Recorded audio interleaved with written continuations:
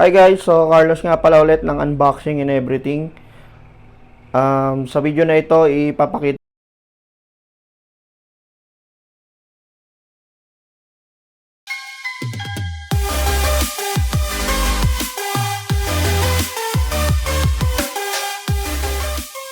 Okay guys, so 1 year na din bago tayo nakapag-upload ng YouTube videos. Ayan, so medyo naging busy tayo sa loob ng isang taon. Ayan, yun nga, tulad ng sabi ko sa previous videos ko na naglalala mo ba ko, kaya ayun, hindi na tayo nakapag-upload. Okay, so eto ngayon, may upload tayo.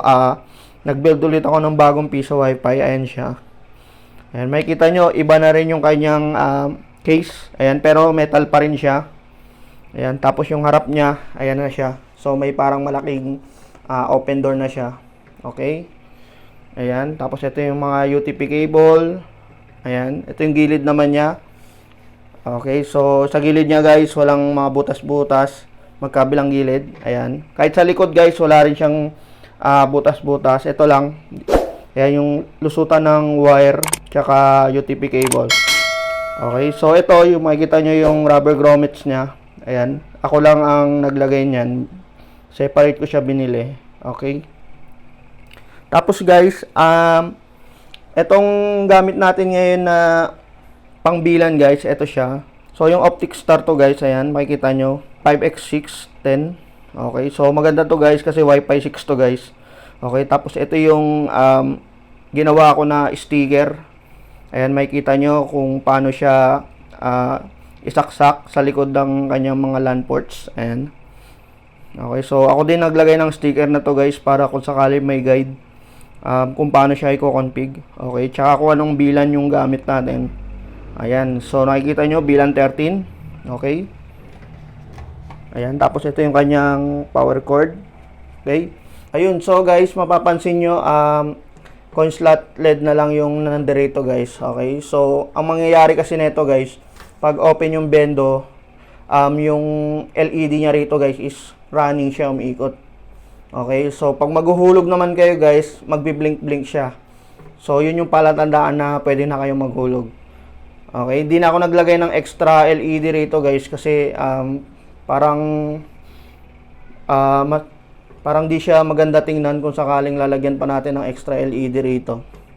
Okay, tapos may upgrade nga pala ako na ginawa dito guys, yung cam lock natin. Ayan, hindi na siya yung kulay blue na may plastic dito.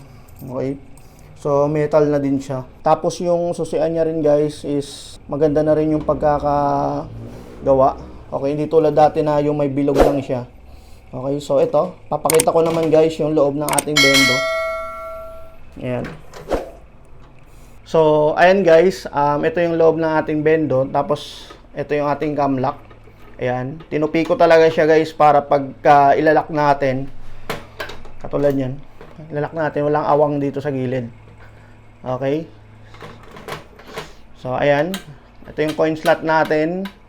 Tapos, may ginawa ko na harness guys. Kumbaga sa motor, harness yung tawag nila dito guys.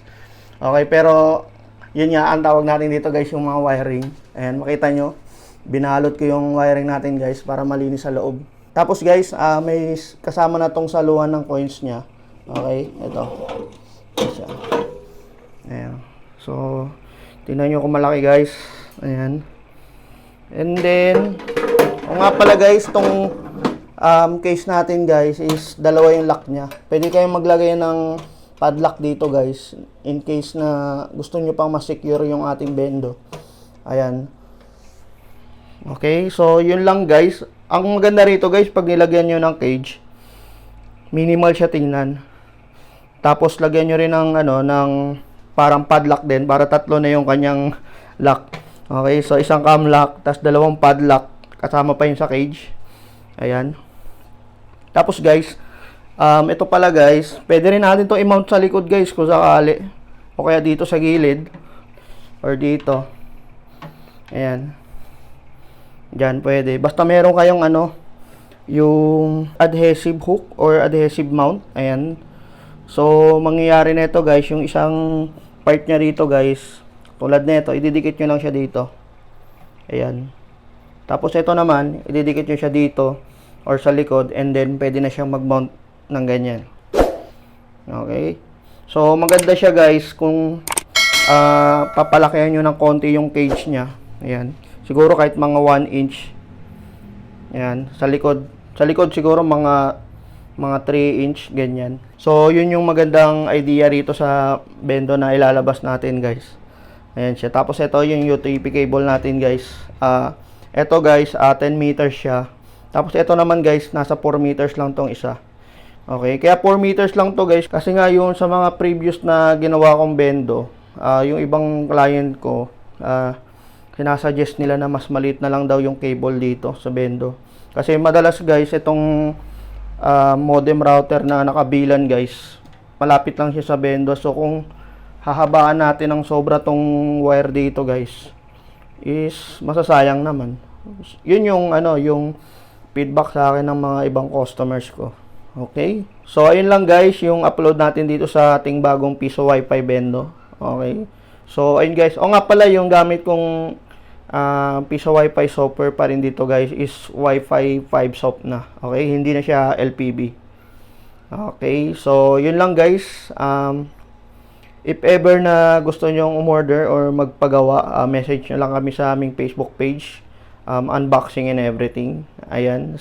Or ipopost ko sa description yung Shopee link, okay, para mas madali kayong maka-order tsaka mas makatipid sa shipping fee.